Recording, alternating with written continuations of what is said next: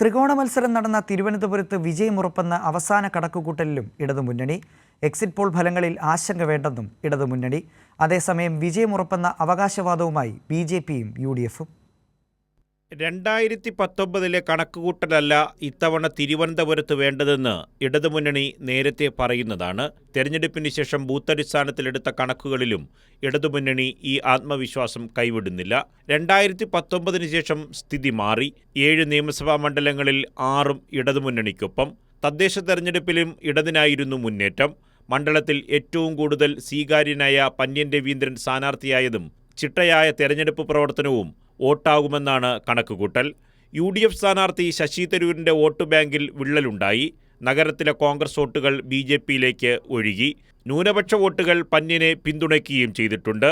25,000 വോട്ടിന് മുകളിൽ പന്ന്യൻ വിജയം ഉറപ്പിക്കുമെന്നാണ് LDFിൻ്റെ കണക്കുകൂട്ടൽ.